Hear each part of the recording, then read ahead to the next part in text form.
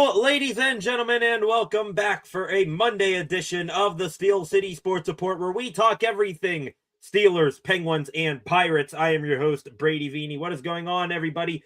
Hope you all had a fantastic weekend that I am sure was full of watching what is going on in Milan Cortina, Italy. The Olympics going on. We had a busy weekend here on the channel covering two Team USA games. They won both of those, thank goodness. More on that ahead in the show of what's going on in the Olympics surrounding our beloved Pittsburgh Penguins over there representing their home countries. Also, some fun, more fun, hopefully, than what we've had in recent years for throughout the summer.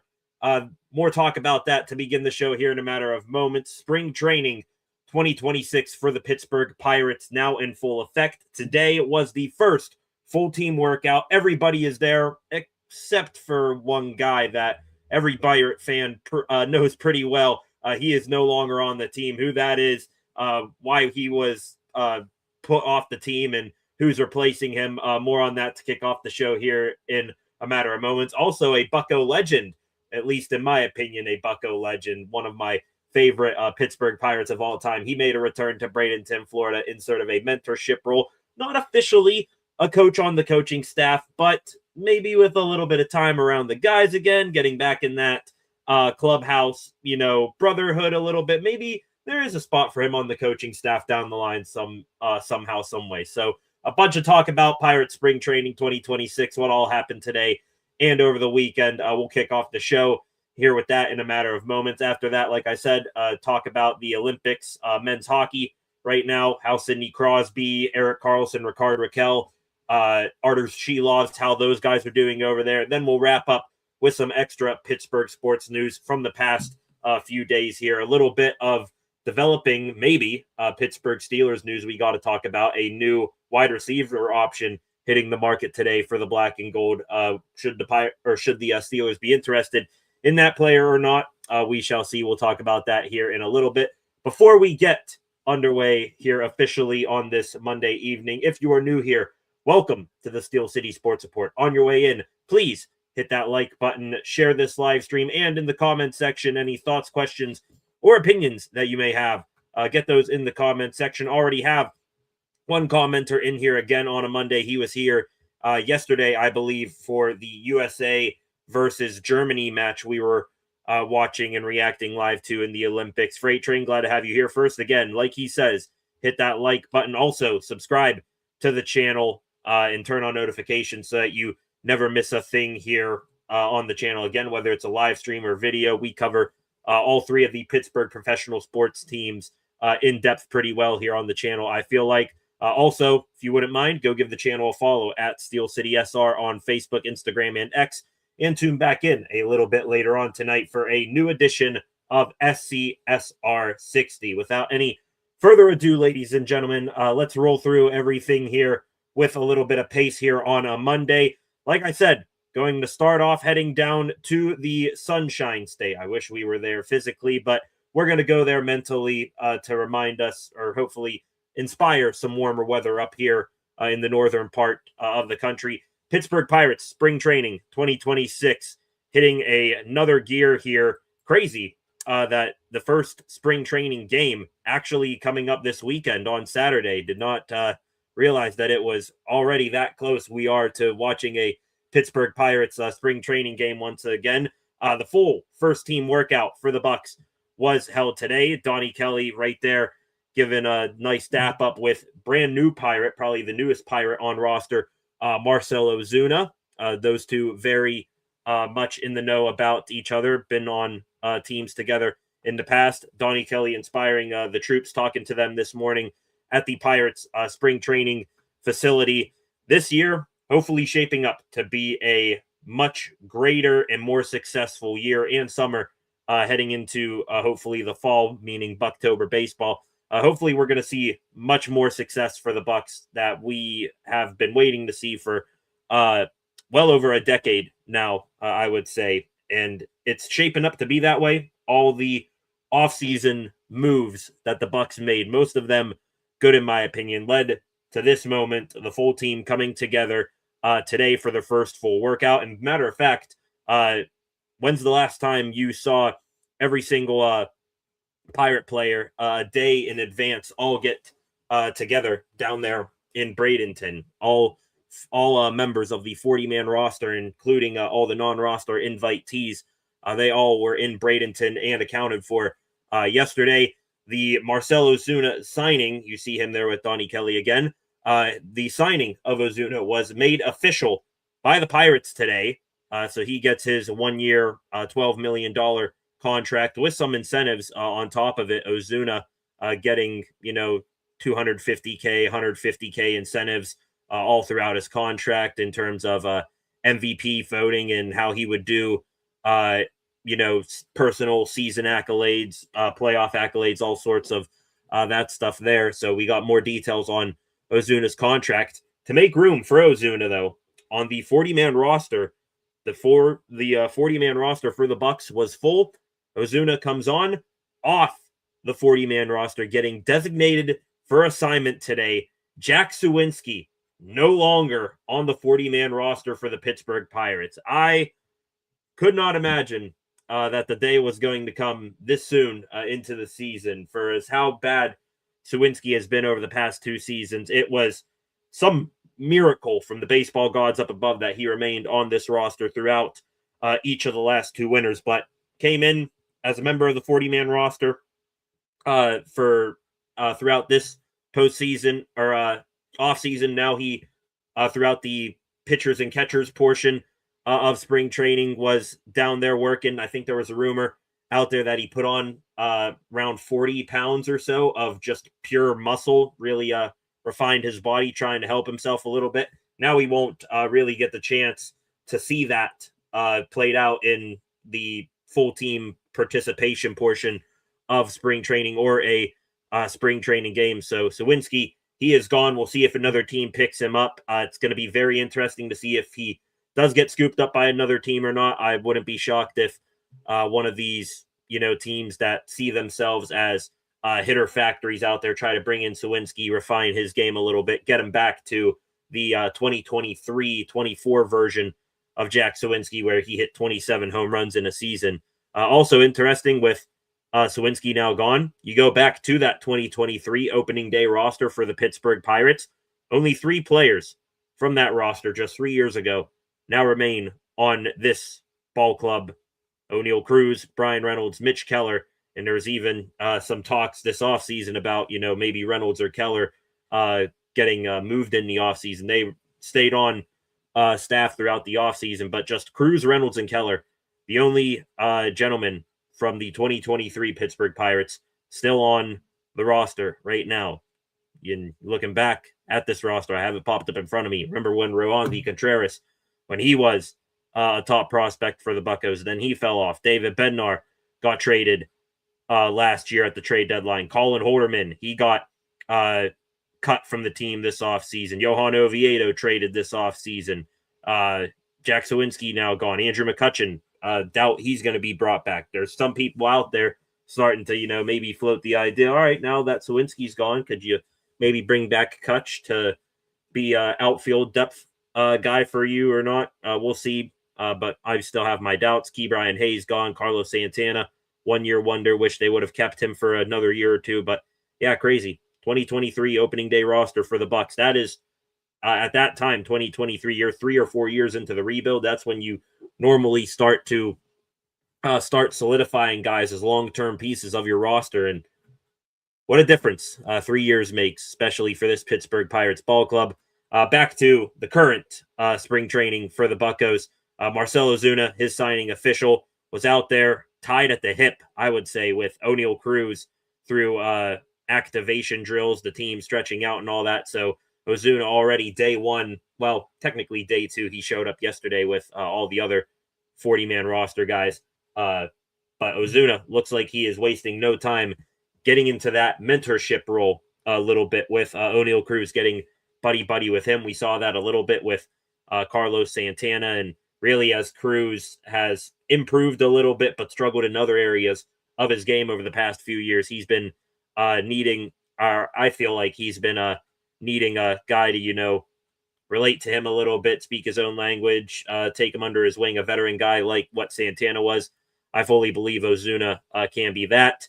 Ozuna then got into the cage today for the first time, the batting cage, along with Ryan O'Hearn and Brian Reynolds. And watching the videos of these guys doing batting practice, one thing I noticed, O'Hearn, solid, pop for a lefty. Same thing with Reynolds, a little bit less than O'Hearn, but I'm sure being a switch hitter plays into that. Marcell Ozuna, just watching 45-second video of him in the batting cage today down at Pirate City, the sound is a crack of the bat from a right-hander that I have not heard or seen in years for this team. Again, going to be very refreshing if he could, get back a little bit of form from what he was 2-3 years ago, Ozuna with the Bucs, because that raw power is still there for Marcell Ozuna. Just absolute brute strength from him from the right-handed batter's box. We heard from Ozuna today after practice, said that the Pirates are going to give him, they gave him a good chance to be here. He says he sees so many young guys. I think my job is to help the young guys and give my best to them. That's why I decided to come here. So Ozuna himself saying he takes up a mentorship role. Also spoke to the Bucs and the moves they made earlier this offseason. That's what drew him here as well, along with the youth, seeing the Bucs bring in guys, Brandon Lau, Ryan O'Hearn, Mason Montgomery, those types of guys, adding them this offseason. That's what helped him make the decision on the Pirates a whole lot easier as well. So good stuff on Ozuna coming in here, realizing his role, and hopefully he produces with the bat along with it. Some other things today at spring training, and this transitions us into the other big story going on at spring training right now. You see it in the banner down below. Paul Skeens today throwing another live bullpen session. He was facing Brian Reynolds. Nothing really came out of that live bullpen. Reynolds, no hits, but Skeens wasn't really all that accurate. Must have been working on some off-speed pitches all day.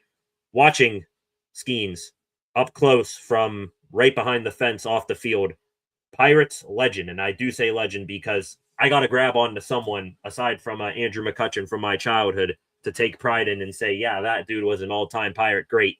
AJ Burnett, Batman himself, making an appearance at spring training. Saturday, Pirates manager Don Kelly revealing that he extended an invitation to AJ Burnett to visit Major League Camp this week at Pirate City to watch workouts and serve as an experienced mentor to the players. And Burnett showed up yesterday and loved the guys that he is getting in their ear on. First day, watching Bubba Chandler out there, Mason Montgomery as well. Two guys throw a lot of heat, one from the right side, one from the left. Burnett watching those guys, giving them some pointers. Also, Jared Jones 2 days ago on Saturday, he was being watched by Burnett as well. So Burnett, he's going right to the big dogs here. These guys that just ooze alpha mentality, kind of like what he did out on the mound. And hopefully Burnett, being the type of player that they were, he's able to help these guys unlock certain parts of their game, use the aggression and I'm going to go out here and establish dominance mindset, wants to maybe unlock some things with those guys, help them elevate their game while keeping up that demeanor. Jared Jones, he spoke, as did Paul Skeens, on having AJ there. The AJ Burnett, Jared Jones relationship, it actually goes back a little bit beyond just this spring training. Jones said that Burnett was in contact with him, kept in touch with him throughout his recovery from his elbow surgery, and then he finally on Saturday got to meet Burnett for the first time, other than just being in contact on the phone. Jones's comments on Burnett, getting to pick his brain will be super fun. Finally getting to meet him was really cool, especially in my case, being a hothead on the mound. I've heard some stories that he's the same way, to say the least. Jared, yeah, he is Mr. STFD himself. Legendary Bucko shirt right there. I'm sure everyone knows what that shirt is. Paul Skeens as well. This quote, absolutely love, and it's so true. If you want to win, you've got to surround yourself with winners. Everything I have heard and seen about him is that he's a difference maker and shapes the culture of the clubhouse. Whew. Paul Skeens, very well-spoken guy on his own, but talking about A.J. Burnett, absolutely love that. And every single syllable of that answer on Skeens and why Burnett is here is absolutely true. And quite frankly, I love seeing that the Pirates are actually doing this. When's the last time, going back over the past 5 years or so of this rebuild, that you are like, oh yeah, look, the Bucs, they brought this guy to come in and take a look at these guys throughout spring training and help them. Guys from, the winning generations of the Pirates. Those guys, I hate to say it, they're slowly fading off. And I think you catch my drift when I say that there.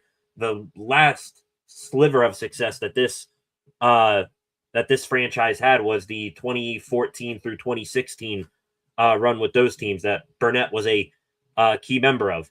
And since then, since those guys, all left via trade, retirement, going for greener pastures elsewhere, you haven't seen any of them come back to the Bucs to help them out. And Burnett coming back doing that, it's a bigger deal than what some people are taking it granted for here. So I absolutely love Burnett, a guy who has seen winning baseball here in Pittsburgh. And he said so himself. We heard from Burnett. He got interviewed. He said it's been fun, teaching these young guys that remind him of him a little bit. And one quote I think Burnett had was, "You win here in Pittsburgh, you will never be forgotten." I hope that inspired Skeens and Jared Jones and Bubba Chandler more than they already are. I doubt it takes much to get those guys motivated. Burnett telling them win here in Pittsburgh and you'll never be forgotten. You'll be celebrated here forever. It gets you excited.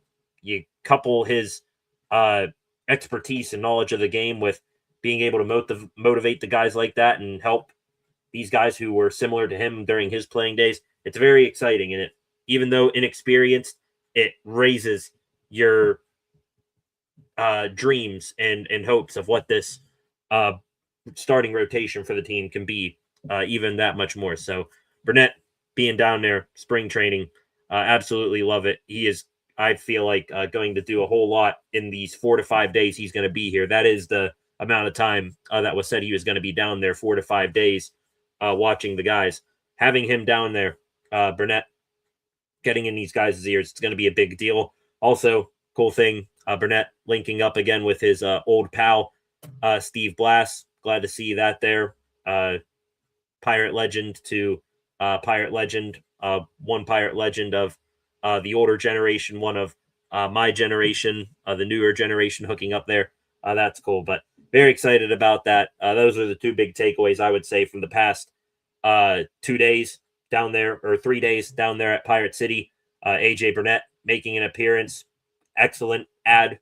Don Kelly bringing him down in to show the guys the ropes a little bit, give them some tutelage, maybe inspire them of what he experienced to get these guys back to winning baseball here in Pittsburgh.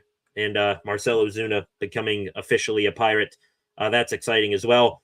The other small things, well, small in terms of, we had bigger things to talk about here today. Some other things going on down at Pirate City over the past few days we get to talk about. Looks like the defensive alignment to start spring training, that's taking shape. You had on Saturday, the left side of the infield, you had Jared Triolo and Emmanuel Valdez taking ground balls at third base. Connor Griffin and Nick Gonzalez at shortstop. Gonzalez taking the number one reps there. Nick York at second base. Spencer Horwitz at first base. Then same alignment yesterday on Sunday. O'Hearn, though, he joined into the mix, taking ground balls at first base. Today, full team drill, outfield and infield. What we saw on the infield, first base, Spencer Horwitz. Second base, Brandon Lau getting his first second base action for the Bucs, backed up by Nick York. Nick Gonzalez, again, still taking number one reps at shortstop over Connor Griffin. Jared Triolo and Manuel Valdez at third base. The outfield, Brian Reynolds. It was speculated that he would be doing this offseason. It looks like he officially will, at least to start the season, moving back from right field after just 1 year over to left field. O'Neal Cruz, of course, in center. Jake Mangum, who's going to rotate all around this outfield throughout the season. He was the backup to Cruz out in center. Ryan O'Hearn, probably out of all of those guys I just went through, he probably would be one of the bigger defensive liabilities. O'Hearn, I think, has maybe 20 to 30 games of experience playing right field. He was the number one right fielder for the Bucs. Hopefully, the Clemente wall, and hopefully he's able to learn the ropes with that. He'll be able to not be any sort of a downgrade out there in right field. We shall see. But right now, that's how your opening day lineup, I think, for the Bucs would probably look like. Not in terms of batting order, but Horwitz at first, Lau at second, Triolo at third. Depending on how Connor Griffin does, or if the Bucs want to mess with his service time, Griffin or Gonzalez at shortstop, Reynolds in left, Cruz in center, O'Hearn in right, and then that will leave Marcelo Zuna as your DH, and whoever, Henry Davis, Joey Bart, Rafael Flores as your catcher. So defensive alignments, is it the prettiest, most gold glove filled defensive group that's going to be fielded opening day across the MLB? No, but I think after watching years of, above average defense and not nearly enough good production with the bats, I think we'll take the bat production this year with these guys over their fielding capabilities, especially with this excellent pitch to strikeout starting rotation the Bucs have formed. Speaking of pitching, some other pitchers of note have gotten into some action over the past few days. Jose Urquidy and Mike Clevinger. Urquidy signed to a major league deal. Clevinger, one of the former, going back, 2-3 years, top pitchers in the MLB. He signed on a minor league deal. Those guys got some action on Saturday, pitching bullpens. Urquidy and Clevinger each got live bullpen action as well. Urquidy, he striked out Billy Cook with a nice mix of heat and off-speed pitches. Also, Jake Mangum was able to face Urquidy, gave him a hell of a battle with the bat, fouling off pitches left and right before Mangum fouled out. Mike Clevinger, though, a little bit less success. He faced, I think, Jared Triolo for the most part, gave up a double the first time they met, then hit Triolo in the second at-bat. Clevinger then struck out Triolo the third time around. Going to yesterday, Sunday, Mason Montgomery, Bubba Chandler, Cam Sanders, Carmen Majinski, those guys throwing bullpens. AJ Burnett had glowing things to speak about pretty much every single one of those guys. Carmen Majinski, by the way, did not know this. Apparently, he is still had this same situation pop up with him last year. Majinski going to get legit looks and a legit opportunity to crack this opening day rotation for the Bucs. So don't sleep on number 50, Carmen Majinski. I still personally think he is perfectly made and excels in that bulk reliever role, but Majinski, again, going to get at least one last crack at it for a starting rotation spot. Another guy to look out for the starting rotation as well, Thomas Harrington, after making a cameo appearance at the beginning of last season for the Bucs. He's sort of been lost in the shuffle of prospects and veterans the Bucs have brought in as pitching help here. Look out for him to maybe have a little bit of a bounce back. Wilbur Dotel as well. We got to see him yesterday, as did Antoine Kelly. He will be representing the Netherlands, I believe, in the World Baseball Classic. He was able to strike out Spencer Horwitz in a live BP today. And back to Wilbur Dotel for a second. Dotel, actually, one more. Seth Hernandez, wanted to mention him, top Pirate draft pick from last year. I believe 18-year-old, 19-year-old kid, absolutely a flamethrower out there on the bump. He's down there at Pirate City as well. Back to Wilbur Dotel, top 30 prospect for the Buccos. He got to throw a live bullpen session yesterday to Connor Griffin and Endy Rodriguez, focusing mainly on Dotel versus Griffin, two matchups, a matchup 3 times of top 30 prospects. Dotel versus Griffin. Griffin ground out against Dotel, then a pop fly, then a single up the middle. So Wilbur Dotel, guy to keep an eye on. I believe he was with the Florida Complex League and Bradenton Marauder Pirates last year. Might get a shot at AAA, maybe even or AA, maybe even AAA this season. Keep an eye out for him in the Pirates prospect pipeline. Last thing here on Pirate spring training today, Connor Griffin. We talked about him in depth on Friday and how many of the local reporters are thinking he is almost a guaranteed lock to be on the Bucs opening day roster. He only helped his case tremendously today. We mentioned Ozuna, O'Hearn, Reynolds, those guys getting some bullpen or some batting practice work today. Griffin in there as well. Back out beyond left field at whatever field they were working on at Pirate City. Beyond the left field wall by a good bit are some batting cages out there with some metal roofs. Connor Griffin twice today hit those batting cages with home runs. Just absolute moonshots from Griffin. So much so, and it's so impressive.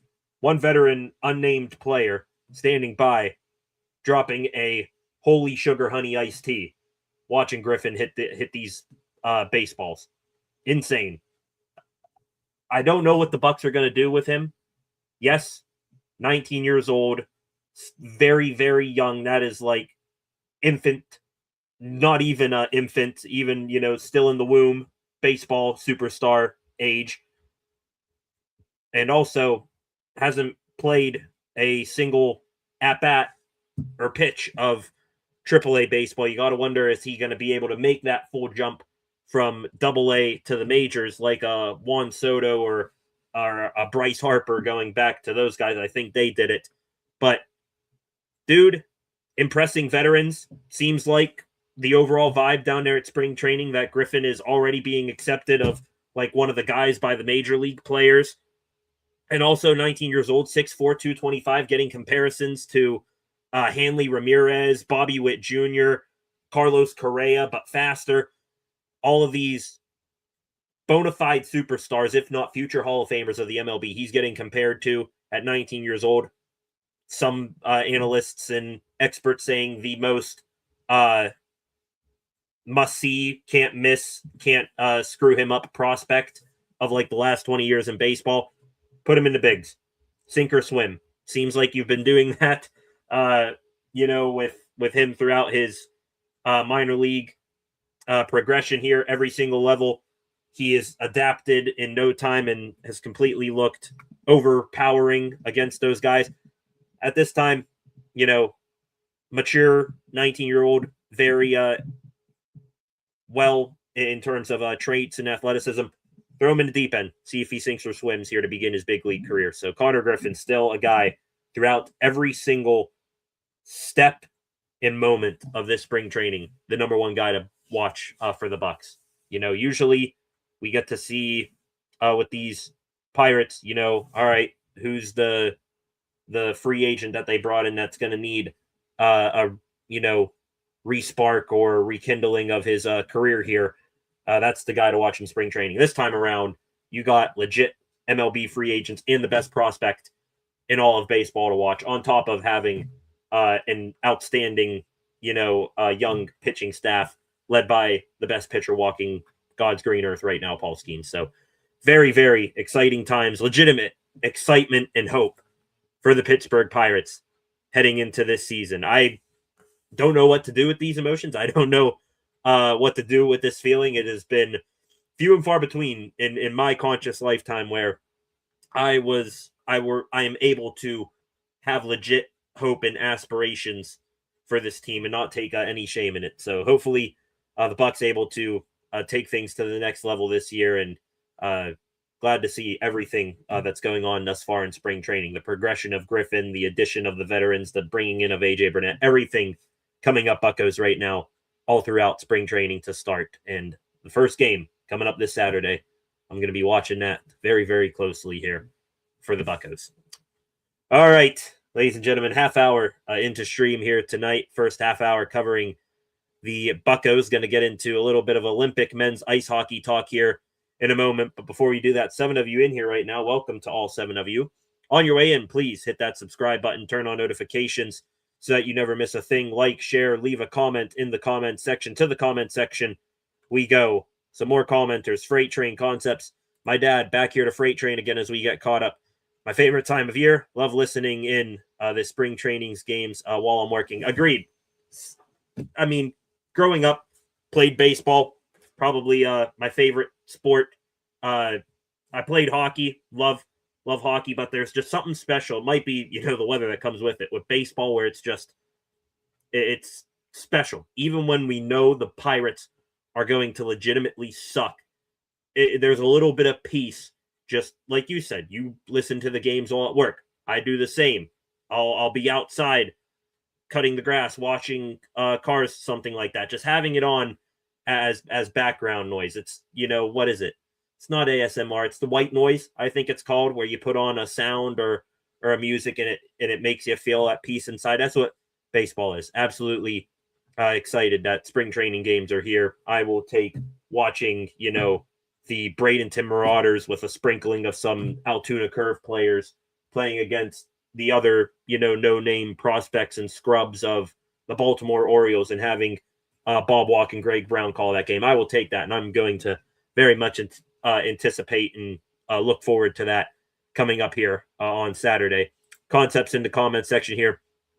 He switching up things to football here for 1 second. We will get into football here in a moment. I think I know what you're hinting at a little bit here. Concepts excited for free agency.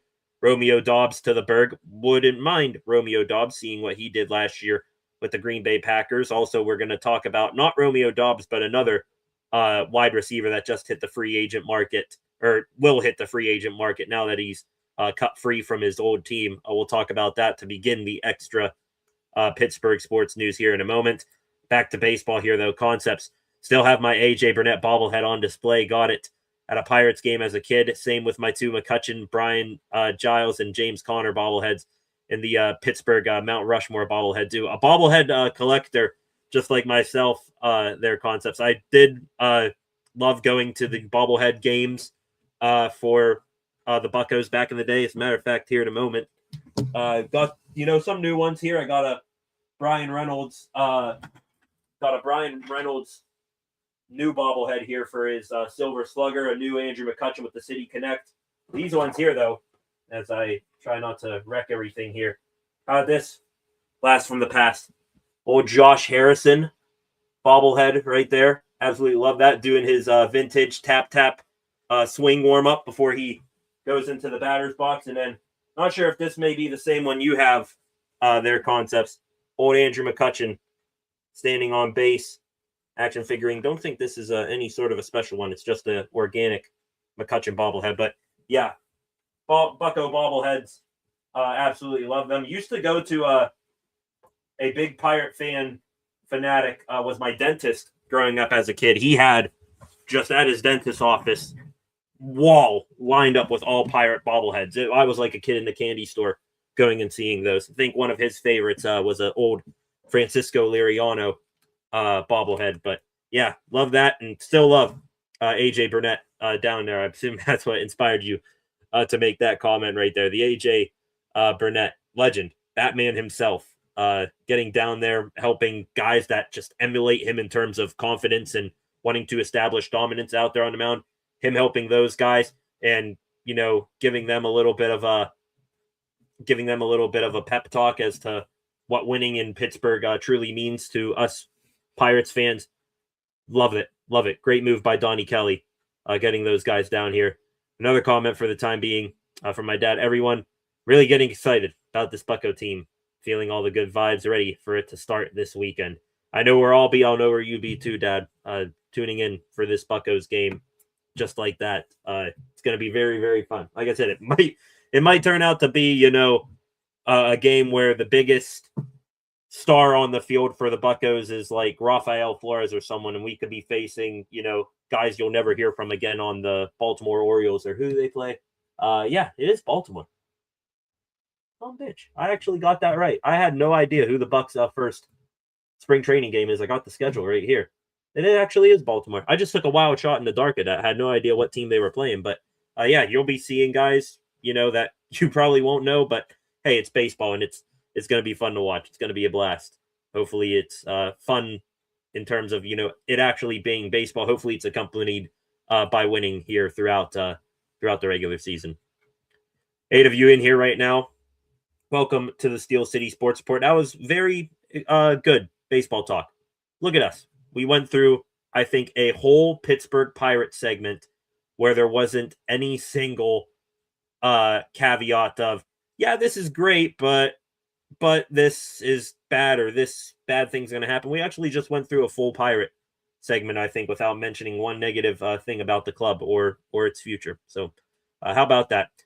Going to switch gears now, ladies and gentlemen, over to Olympic men's ice hockey. No Pittsburgh Penguins massive news going on right now. What we're left with is covering how the Penguins representation over in the Olympics is doing right now. Some good, some bad, but I think the big part right now about what's going on in the Olympics is that all 4 of our Penguins players are still healthy. The same can't be said for some other teams going on right now.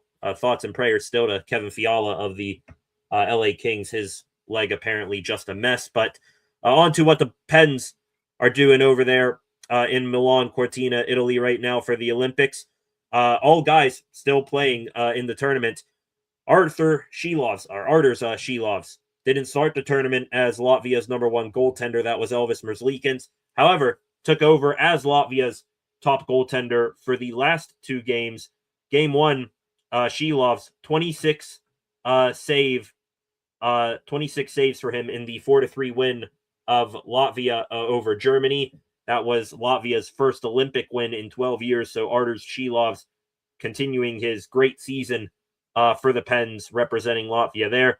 Did not have as good of a time yesterday when Latvia faced off against Denmark. I think Latvia lost that game last time I checked, and Shilovs gave up, I think, 6 goals. But to be honest, not that much NHL talent in front of him for Shilovs. I think the best player on Latvia's roster is Zemgus Girgensons, who's a 4th-line centerman for the Tampa Bay Lightning. So when you got that in front of you going up against some other teams with more NHL talent, I know Denmark had a few guys, not going to help you all that much.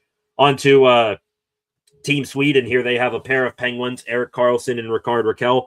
Both men still healthy. I believe they each recorded a point in Sweden's first game, none in the second game. The third game, though, for Sweden, they defeated Slovakia 5-3, and there was some sort of tiebreaker in the standings for the Olympics where Sweden, even though they won 5-3, they were not happy. They needed to win by 3 or more to win their group.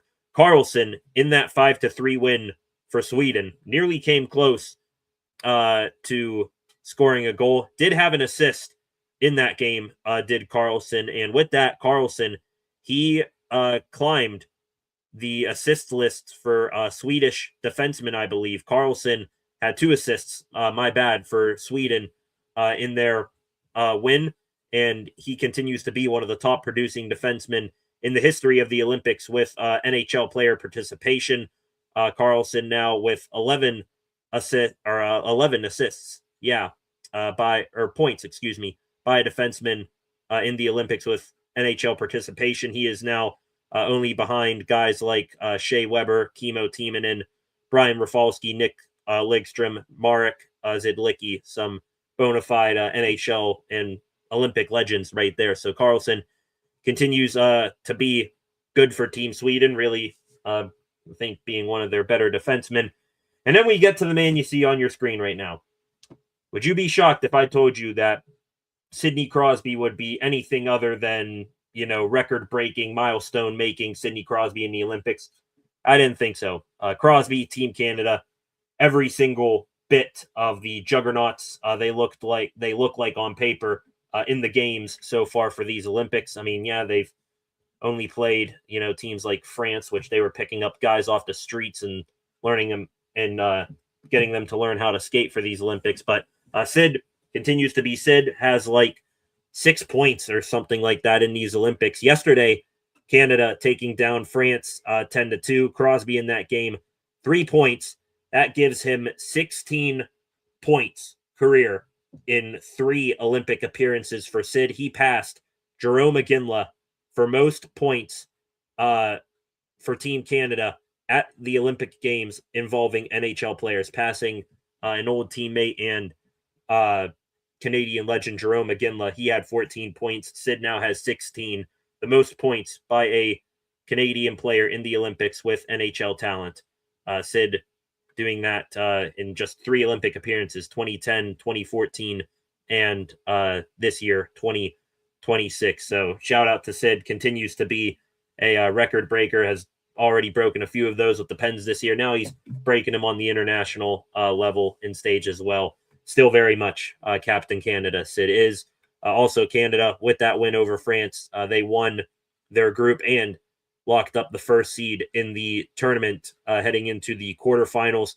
The Olympics now, they're off today, but tomorrow they are going to kick up again with quarterfinal playing games. Right now, as the tournament format is set, Canada, the number 1 seed, they will play the winner of Czechia and Denmark. That game will be played tomorrow, I believe. No, I don't have the times of these games. Thought I did have the times of those games. My bad. Anyways, Czechia, Denmark, all of these playing games will be played tomorrow at some point. Canada will get the winner of Czechia and Denmark. Slovakia, the number 3 seed, winners of Group B, they will take on the winner of Germany or France. Finland, who secured the 4 seed in the quarterfinals, they did not win their group, but they were the best of all the second-place teams. Finland, they will play the winner of Switzerland and Italy. And then Team USA, who we covered here on the channel, we've covered all 3 of their games and wins over Latvia, Denmark, and Germany. They will take on the winner of Sweden or Latvia. So the way it's shaking out tomorrow, Sweden and Erik Karlsson and Ricard Raquel, they will take on Latvia and Artur Shilovs. One way or another, the Penguins player or 2 is going to face off against Team USA on Wednesday in a quarterfinal matchup. So I am very interested to see what happens. I do think Sweden, throughout this Olympic tournament so far, they have not looked like the Sweden we know they are. Same thing can be said about Team USA, to be quite honest. They're going to take on a Latvia team where if Shilov steals them a game, I'm not ruling that out. It should be a good game between Sweden and Latvia. Anyways, wouldn't it be quite the entertainment and spectacle after what Erik Karlsson said this offseason if he and Mike Sullivan were to go head-to-head in this tournament? That'd be quite interesting. So quarterfinals, they start tomorrow between Team USA, or they start tomorrow. Czechia versus Denmark, Sweden versus Latvia, Germany versus France, Switzerland versus Italy. Then the semifinals, they will be played on Wednesday the 20th. We'll be live. We'll probably take off the day streaming for Pittsburgh sports news like this. We'll cover that game. And then the bronze medal game that will be played on the 21st. The gold medal game will be played on February 22nd. So looking forward to watching the rest of the Olympics from here on out. All right, ladies and gentlemen, a little over 3/4 of an hour into this thing here. Back to the comment section. You guys greeting each other in here. Concepts, Dad, shall see you. We're all in a similar place one day. I doubt it will be like something like the NFL draft, but we'll run into each other somehow someday. I have that feeling with the community we're growing here on the channel. 9 of you in here right now. Going to get into the extra Pittsburgh sports news and concepts and freight train. I'm sure you guys are, Dad, you as well, going to chime in with stuff here in a moment. Going to start off the extra Pittsburgh sports news with some Pittsburgh Steelers talk here in a moment. Before we do that, back here to the Twitter timeline, do we have any new things popping off since we have been live here? This aside from anything we're talking about here today, how about Team USA's women's ice hockey team? They putting a beating on Sweden today. They will face Canada again in the gold medal game for the Olympics. This will be the 7th time in 8 Olympic Winter Games. It's Canada against the U.S. for gold in women's hockey. That game will be played Thursday at 12:10 p.m. in the afternoon. Good luck to the U.S. women. They look like a juggernaut right now, and they beat Canada 5-0 in the preliminary round. So let's go USA there. Looking at some more here for Don Kelly. Don Kelly to begin the day here for the first full team workout for the Bucs. Heart-to-heart speech expressing how much he values bringing a winning culture back to the Pirates. Love it. Love it. Seems like everybody is focused on that one goal here this season. And Kelly, local guy, played for the team, really shows a ton of fight for his players, and I think he is going to inspire his players to fight for him a whole hell of a lot more so than what the old manager was bringing here. Looks like this is the speech here from Don Kelly that he delivered to his team. By the way, I guess I'll say this now. I was saving it for a little bit on in this extra Pittsburgh sports news segment. Kelly, happy birthday. I believe it was his birthday yesterday for the Bucs skipper. This is some comments here from players on Kelly's speech. Shout out to Colin Beasley of the Pittsburgh Post-Gazette and Jason Mackey as well for this. Spencer Horwitz said it was an honest, from the heart speech from Kelly. Brian Reynolds added, he's a Pittsburgher, a Yinzer through and through. You can tell it means a lot to him. This means a lot to him. Brandon Lau, who's just getting here for the first time, it ignited a fire under guys to go out there and be the best they can be. Yeah, something tells me that Donnie Kelly's going to have just a tiny bit more success and get a tiny bit more out of this team than what Derek Shelton ever could. Don't mean to, take shots here at Derek Shelton. Wish him the best of luck up in Minnesota because it's going to be a rough time for them and him. But Donnie Kelly, I think he's going to get just a tiny bit more out of this team, get them as close as they can to their full potential. Seeing if there's anything else here. Seeing a picture of Henry Davis here, that reminds me, apparently Henry Davis, we talk about guys here on the channel like O'Neal Cruz and Brian Reynolds regaining some of their old form. One guy who just needs to find form, plural, is Henry Davis. Hasn't had too much success with the bat since coming up to the big leagues 2 years ago. Davis apparently changing up his batting stance and swing a little bit, putting less weight on his back leg, which is, according to him, was him making him drive everything into the ground. Also taking his hands in his batting stance. He had his hands resting on his shoulder a little bit, taking those off now. So a little bit more balanced approach at the plate for Henry Davis. Hopefully that turns him into the hitter that we know he can be. We saw the tape from college and the minor leagues all the way up through. Davis can absolutely crush the ball. Can he do it consistently, though? Let's hope for the best that turns out to be the case. See anything else here before we get into some football talk a little bit. Not seeing too much here. Oh, jeez Louise.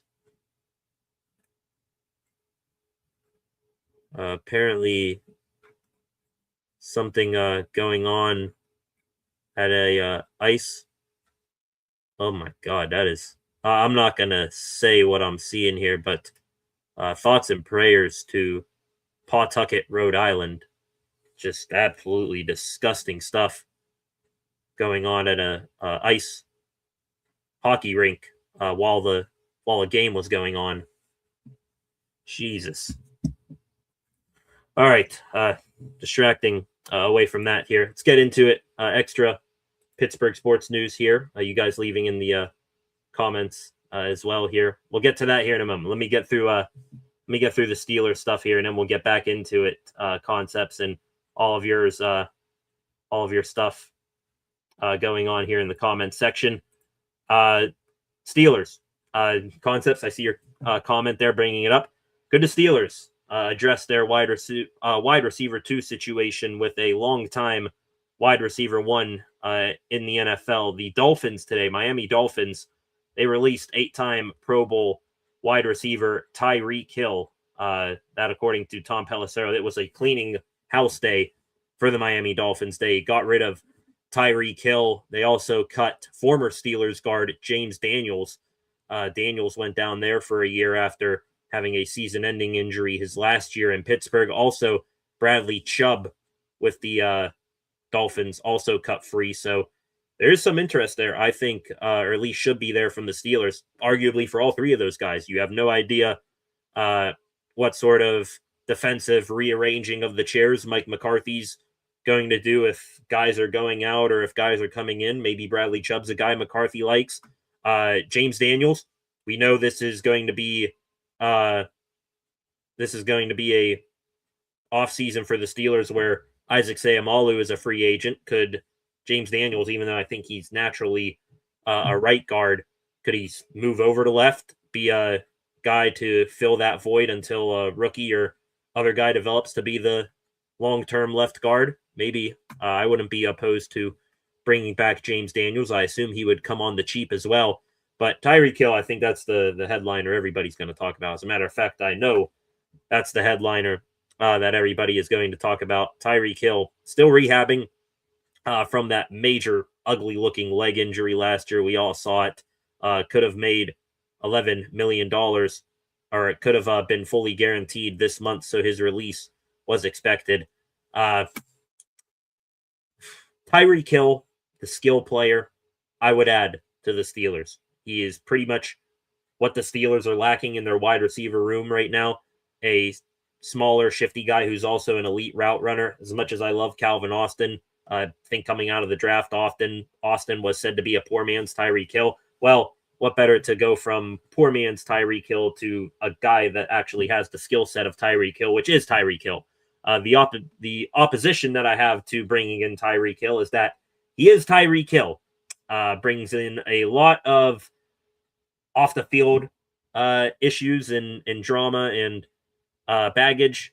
So not sure the Steelers are going to want to get themselves involved in any of that. Not as, bad as some other guys out there right now, Stephon Diggs and stuff like that. But I mean, there is a lot of baggage to come with Tyreek Hill, from off the field stuff to maybe some attitude on the field when things aren't going his way. Also, 31. I mean, you just saw what you can get from 30-plus-year-old wide receivers this past season. It didn't work out. And Hill, a guy 31 years old, so he's getting older, past his prime now, coming off of a major leg injury. That's only going to knock down his Madden stats in terms of speed and route running, which is what made him who he is throughout his career. That's going to knock those attributes down a peg or two here. So not sure if the Steelers are going to want to, with the age, the injury, the off-the-field stuff, not sure if Hill would be an option for them. Not sure they're going to look his way, but it is a guy like Tyreek Hill in terms of a skill set that the Steelers desperately need to add this offseason. So we'll see if anything comes of that. We'll definitely keep an eye on these ex-Dolphins throughout the offseason here and see if the Steelers kick any tires on them. Speaking of the Steelers, Steelers legend Ben Roethlisberger, we actually don't have any much new stuff on the beef between him and Joey Porter Sr. We did see Ben have a, I guess, first public appearance since PZ Sr.'s words and criticisms. He was at the Pro Bull Riding competition going on at PPG Paints Arena last night. He and Brett Kiesel were there. They got an acknowledgement from the crowd. Ben especially getting a big pop from the Pittsburgh crowd. I guess they didn't agree with Joey Porter and his statements. Also looks like Ben getting a picture with Brett Kiesel doesn't seem like Kiesel is in the same boat as Porter as well. Also, aside from Ben and Kiesel at PBR last night, Dave DeCastro, he was on 93.7 The Fan this morning. He commented on the Roethlisberger Porter Sr. Debate and issue. He said, everyone's entitled to their own opinion, I guess. Negativity seems to sell these days, but I loved playing with Ben for Ben protecting him. DeCastro didn't say I like Ben the person, but he did stand up for, Ben the player. I think Ben ultimately, overall in his career, treated his offensive line with the most respect and good manners. But the Castro going to put him just over the midline here and put him on the Ben side of things, which ain't all that shocking, to be honest. Looking at the overall picture of the Ben versus Porter Sr. Debate here, it seems like old Steeler defensive guys and Mason Rudolph on Joey Porter Sr. side, and then on Ben's side, you got a couple of other quarterbacks and a bunch of offensive line. Not all that shocking who's taking up which side of the argument here.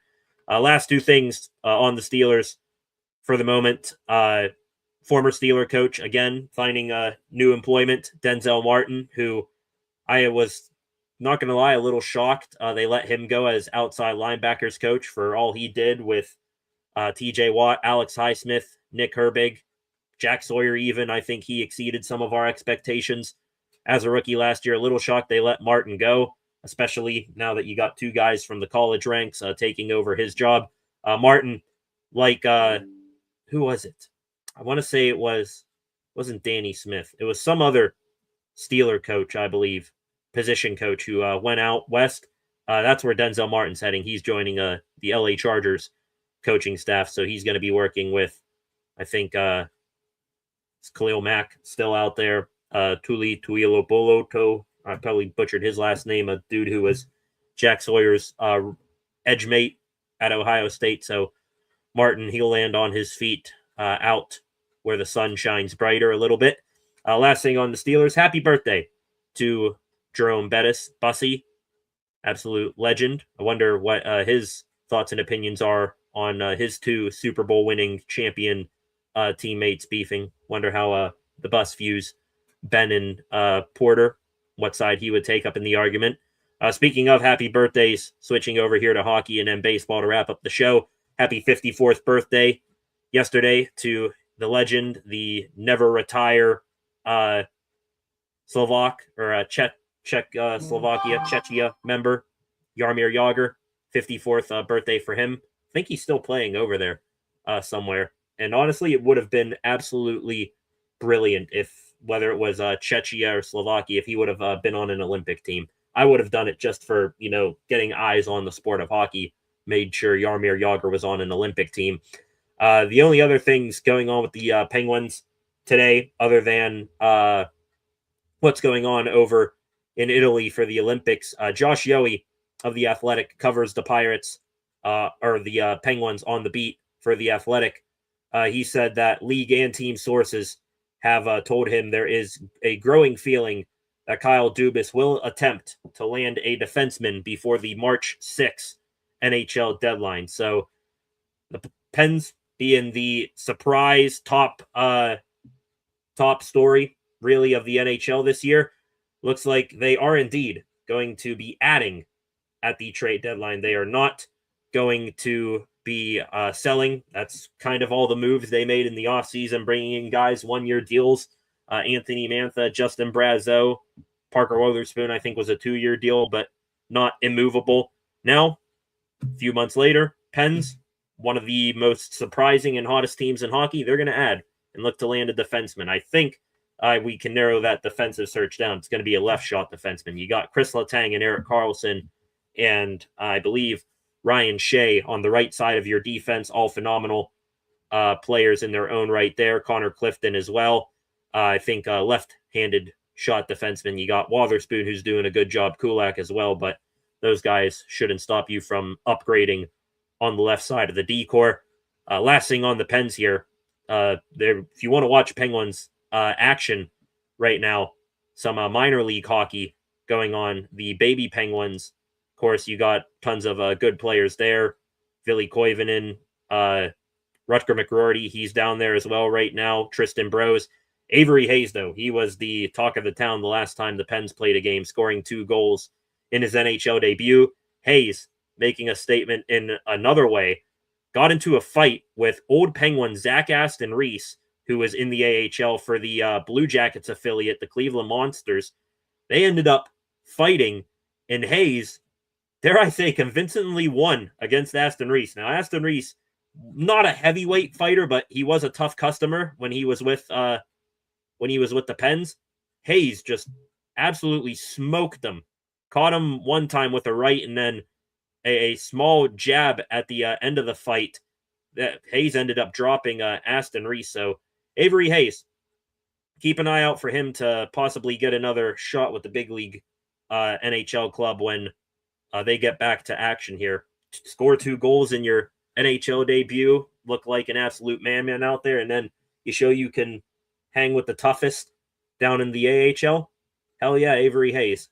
Last thing here, or last few things here for the day, Pittsburgh Pirates. Extra news. One guy who will not be making a return to the Bucs once again, even though we all knew he wouldn't.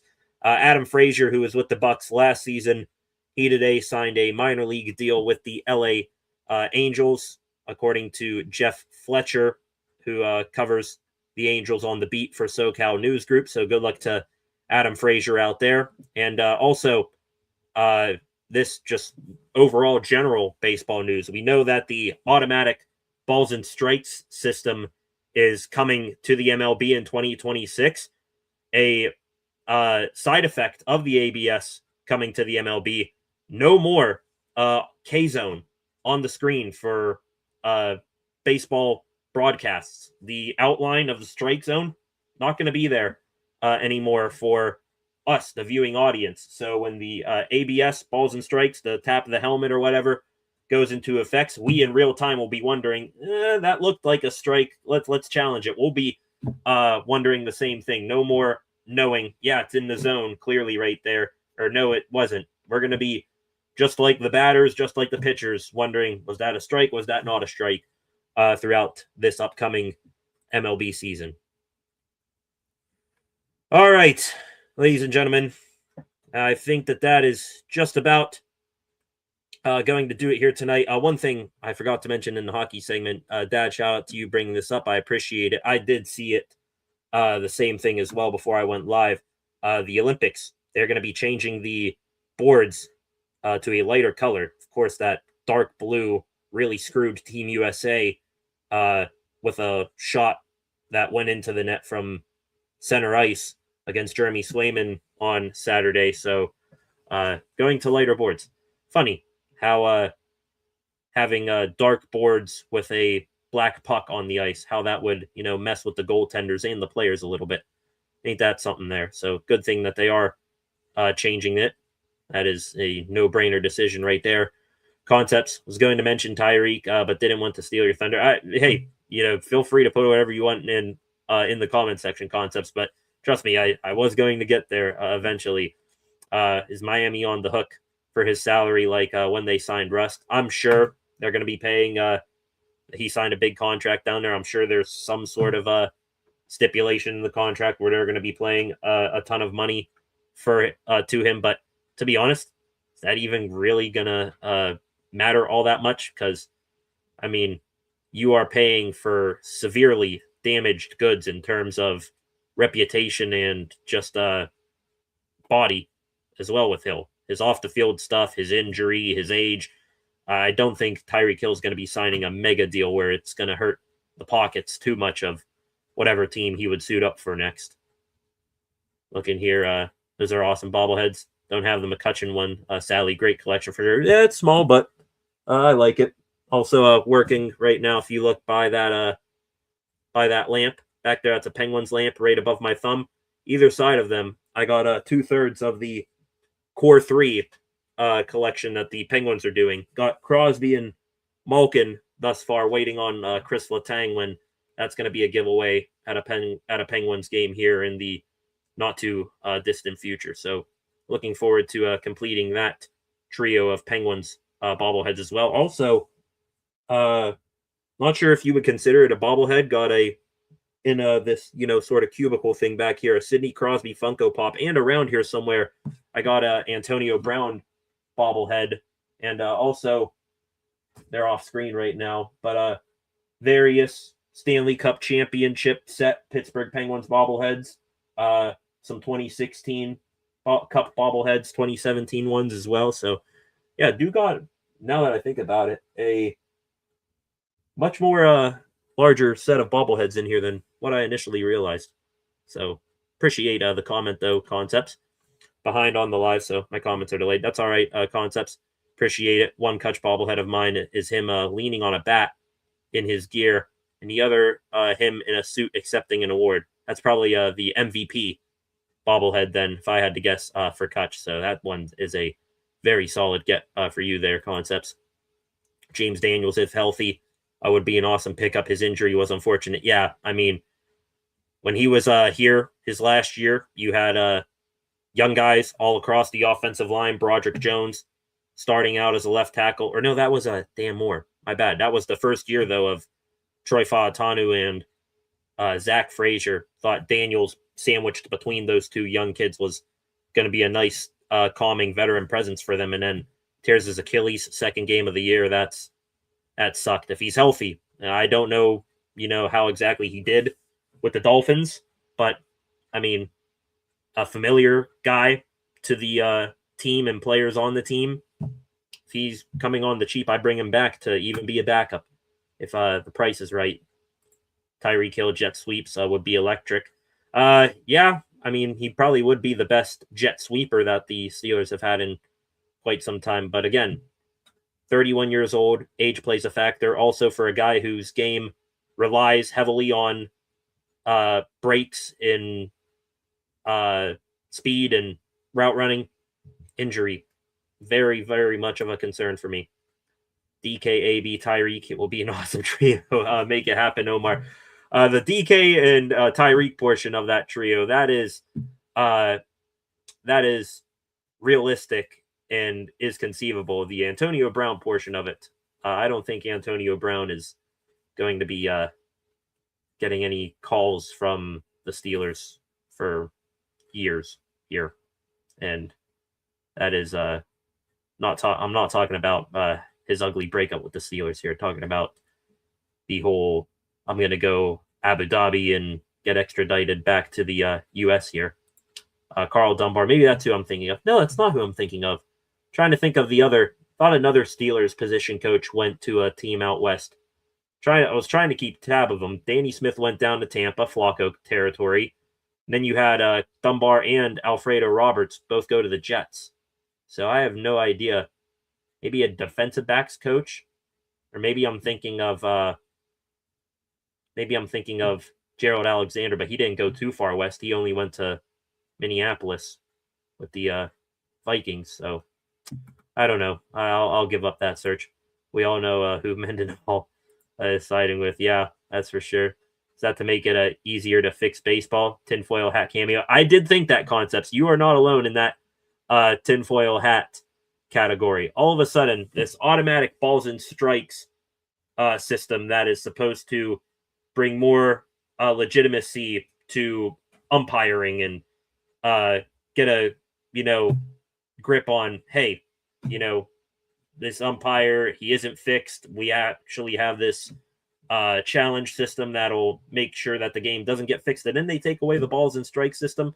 Then all of a sudden, you can't see it in real time on your TV screen. And then the MLB behind the scenes, who's to say they can't? They bring up the ABS challenge system, and that ball, realistically, it is on the line, but they move it just a tad bit, a few centimeters outside the zone. Yeah, you're not the only one, Concepts. Believe me. I think the MLB, if they wanted to do some shady business there, that gave them at least a little bit of a break to do so. Dude, this is the first season I legit think the Bucs have a shot at making October baseball. For A-Train, you and me. I mean, the Brewers, the Cubs, they're the top team in the division right now. I mean, you add Alex Bregman to this division, you're going to be viewed as the top team. So the Cubs, they're top team number one. The Brewers, sellers this offseason. They just dropped Caleb Durbin last week or so. They dropped Freddie Peralta before earlier this offseason. They've gotten rid of a few guys, did the Brewers, but they're such a well-oiled machine in terms of taking guys you've never heard of and making them into serviceable big leaguers. I'm not going to count them out yet, but the Bucs, do they have a roster now that they can at least compete in the division? Compete for maybe, how the cards and chips fall here a wild card spot, absolutely 100%. I agree with that. Just don't tell Cincinnati Reds fans that. I mean, Reds fans, they have been insufferable, just unnecessarily, going at Pirates fans this offseason like they're any better of a roster than us. So the Reds still absolutely hate them. They're probably my most hated team in the division. Despise the Reds so much. Why the hell would they do that? What me and Concepts just talked about. Why remove the K box? I mean, I asked that question the same, but I mean, hey, the MLB wants to have this automated balls and strikes system truly have all the power in the world here. Taking away the K box helps with that. So that'd be my thoughts on it. DK, Romeo, Dobbs, and Tyreek. That's more realistic, but are the Steelers, I mean, they do have a tiny bit of cap space, but you're going to be bringing back Aaron Rodgers, maybe restructuring a few contracts here. Romeo Dobbs, I think he's going to make more than Tyreek Hill if we're being honest here. Plus 2 early drafted rookies. So you're just throwing everybody out. Calvin Austin kick rocks. Ben Skoranek, Scotty Miller, you guys hit the road as well. Definitely, I think, can we do a mix? I will be happy with a mix of those two things. Get a guy like a Dobbs or a Tyreek Hill in free agency, and then early on draft a wide receiver. Then you have an immediate fix for the now, so you can groom along the rookie a little bit, and then you have someone for the long term as well in a rookie. Hopefully it's who am I missing here? A Denzel Boston or a Jordan Tyson, Casey Conception, someone like that. Mekhi Lemon's my favorite. I think Carnell Tate is going to go way earlier than the Steelers here, but yeah, a mixture of what you have there, Concepts. That's my ideal plan to address wide receiver if you're the Steelers. All right, ladies and gentlemen, I think that is just about going to wrap things up here tonight. This was fun. Again, talking about Pirate baseball in a positive manner for once. And, not really, going and damping our parade here with any sort of, oh, this is good for the Bucs right now. But I know, legitimately a happy day talking about Pirate baseball here on the channel. Also, the Olympics, they're entertaining, especially on the hockey front. I've been also getting into some curling and speed skating and as well for these Olympic Games. Figure skating has been on a bunch as well. I think right now I got Olympics on still. It's the ski slope jump. That's been fun to watch as well. Watched a little bit of that. So yeah, it was a good time here talking baseball, hockey, and wrapping up today talking about a little bit of Pittsburgh Steelers football. So that's going to do it. I want to thank you all for joining me here on this Monday night. I think right now we'll put it as TBD if we'll have a live stream tomorrow night. We definitely will have a live stream on Wednesday when Team USA plays whoever, Sweden or Latvia, in the quarterfinals. We'll be live for that game, which I presume will be at 3 o'clock in the afternoon Eastern time, because they hate the US or something. They can't give them a afternoon game Italy time. Instead, they put them at like 9:15 at night Italy time. So we'll be live for the Team USA game on Wednesday, TBD on a live stream tomorrow. But this was fun here tonight. On your way out, ladies and gentlemen, if you are new here, please hit that subscribe button, turn on notifications so that you never miss a thing here on the channel again. Like this live stream, share this live stream, anything that comes to your mind after the fact here tonight, you can leave in the comments section. Go give the channel a follow at Steel City SR on Facebook, Instagram, and X, and tune back in a little bit later on tonight for SCSR 60. And don't mean to end the show tonight on a very terrible note here, but thoughts and prayers to the to those affected by the situation going on, I believe, in Pawtucket, Rhode Island. Something going on or went down at a local hockey rink. So thoughts and prayers to everyone affected by that. Just very, very, very scary. But yeah, that's going to do it tonight. Subscribe, like, share, leave a comment, and we'll be back here definitely on Wednesday, but we'll see you about tomorrow night. Come back for SCSR 60. Have a good rest of your Monday night. Go watch some more Olympics because that seems to be the only thing that's on TV right now. See you guys back here next time. Have a good rest of your Monday night. Peace.